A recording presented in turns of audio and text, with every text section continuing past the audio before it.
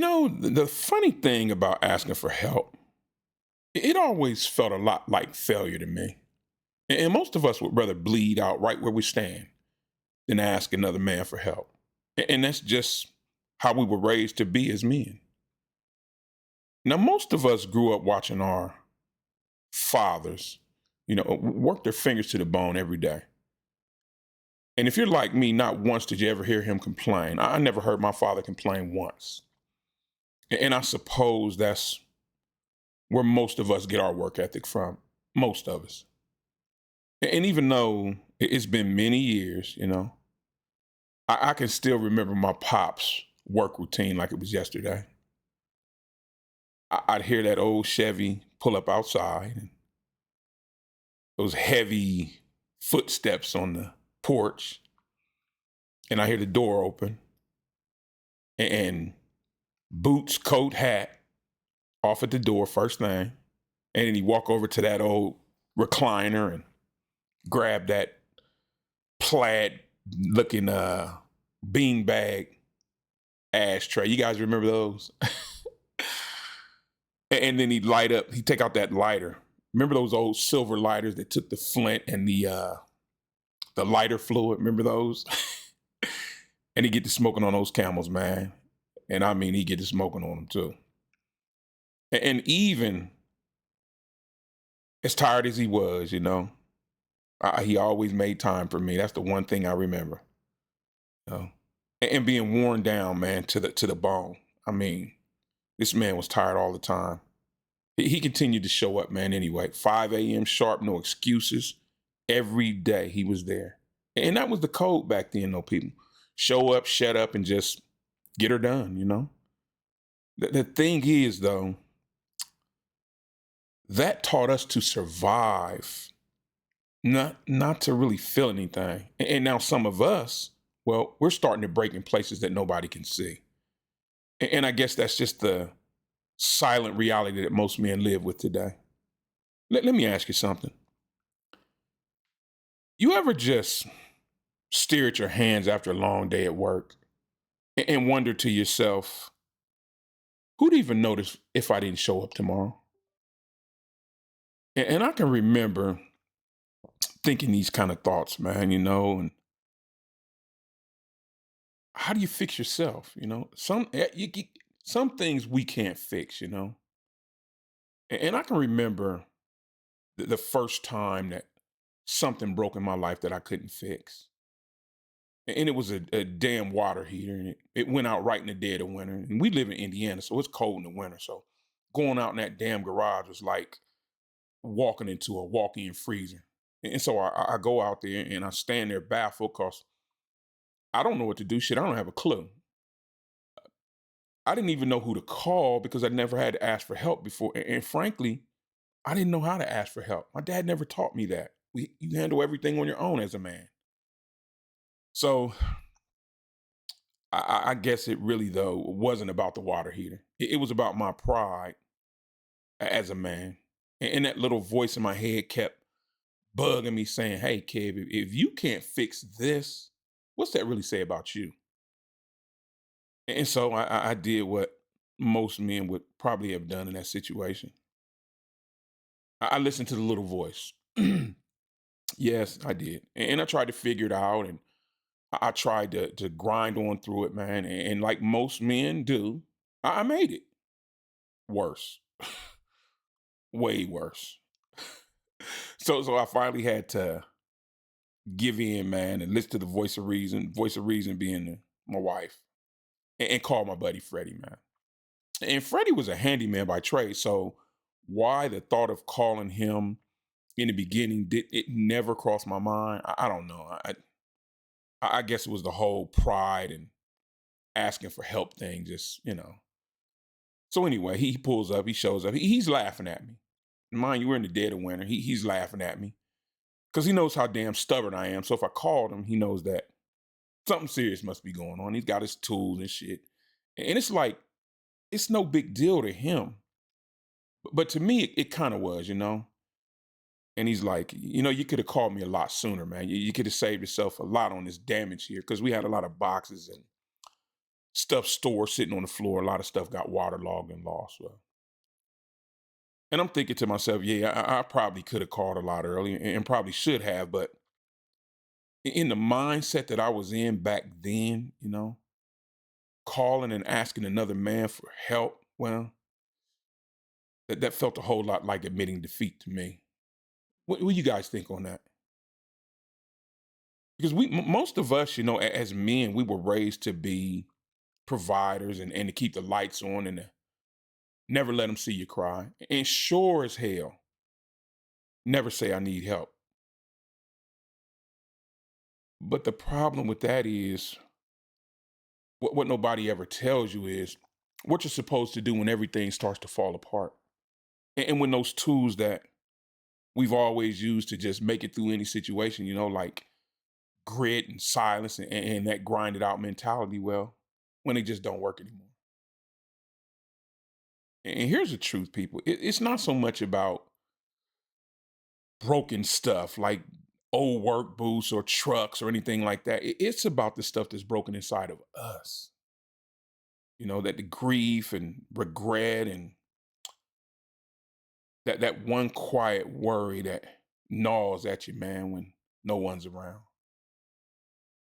And then there's that fear, that one fear that none of us never say out loud, but I'm sure quite a few of us have thought it or are currently thinking it.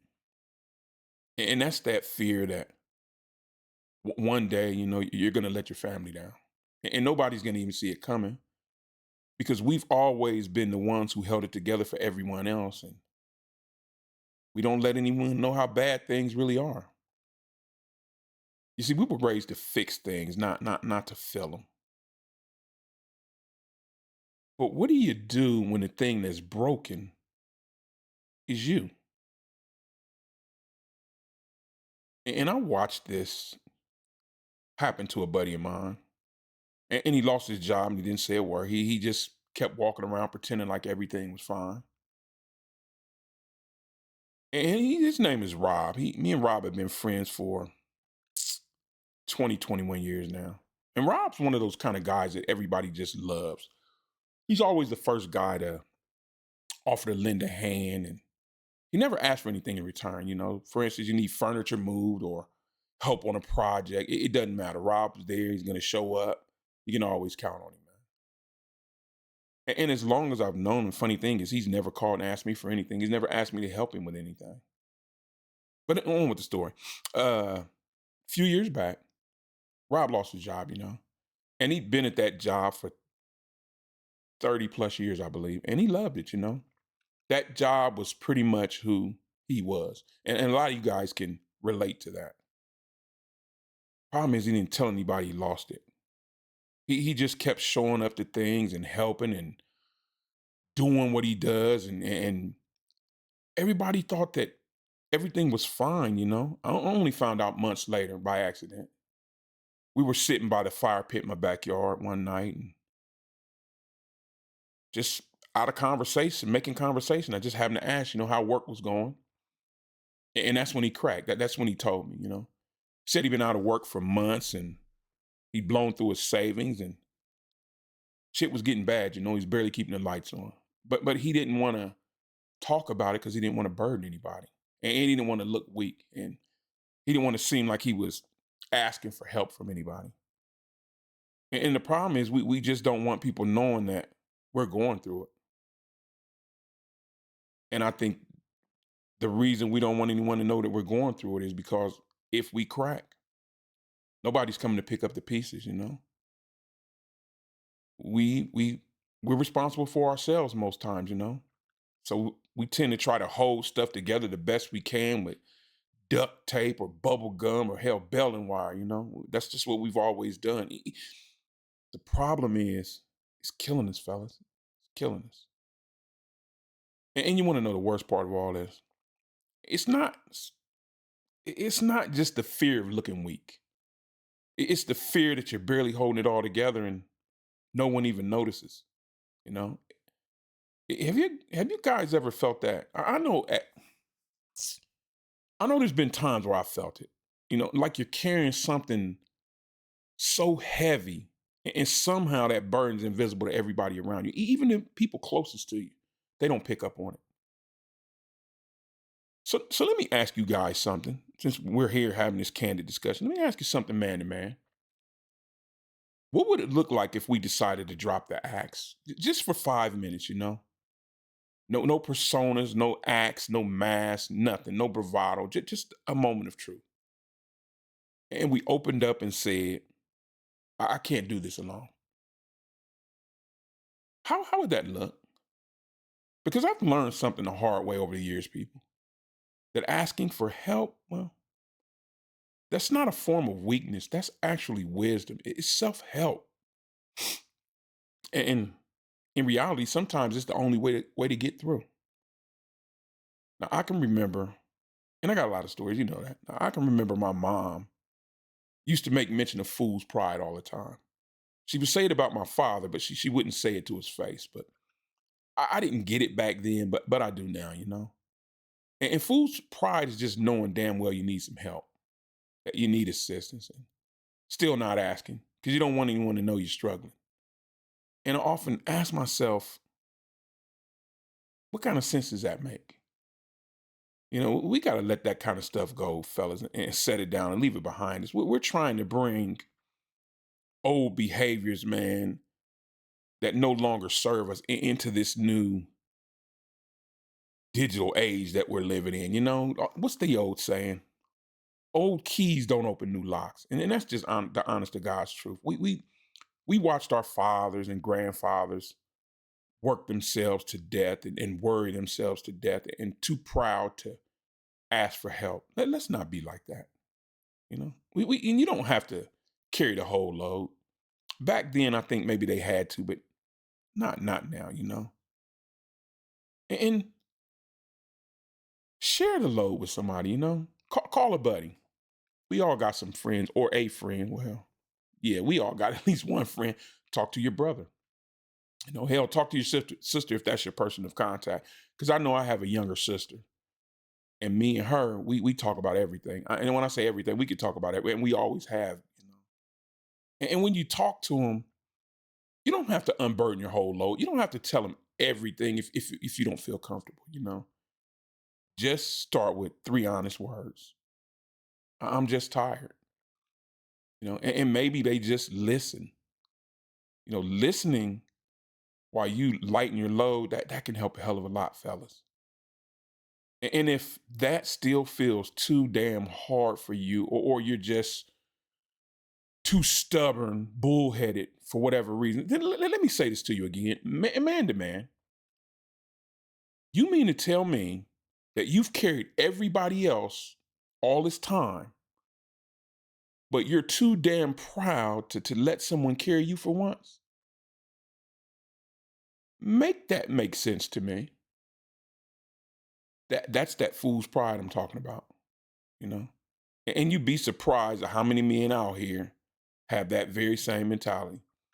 Or they're just waiting for someone else to go first and show them that it's okay to do it. Well, I'll tell you what, fellas, I'll go first.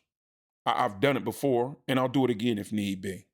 There's no shame or harm, or it doesn't make me less of a man, because sometimes shit gets too heavy and you need somebody to talk to, you know? But let me ask you another question. What's one thing that you wish you could ask for help with, but for whatever reason, probably stubbornness, you haven't? Drop it down in the comments. And if you don't want to share the details, I get that. It could be something personal or just something you don't feel comfortable sharing. But just drop, I'm tired, down in the comments, and let us know you're still here with us. And no two people, you're not alone. Not here, not now, and not ever. We're trying to build something real here. A connecting place for men where we can come and be ourselves and be heard and understood and appreciated. A lot of shit we're not getting out there in the world. And no, too, if we can help you, we will. Somebody here may have some knowledge or wisdom that could benefit you in your situation. You know, and two, people know that this life is tough enough as it is. We shouldn't make it any tougher on ourselves. And if you know somebody who can benefit from hearing this message, by all means, share it with them. You never know. This might be the very thing they need to, propel them to get help or to talk to somebody, And also, feel free to look around at the content on the channel, fellas, because it's for us. It's things that we're experiencing and going through or feeling that a lot of people aren't going to understand, but we're going to understand. And as always, I thank you for pulling up a chair with me tonight and letting me be in your ear. I didn't mean to get on one, but I did, I think. A little bit anyway. And as always, I appreciate you coming. You're welcome anytime. You know that. So I'm Unc. Take care of yourself and each other. I'll see you in the next one. Bye, everybody.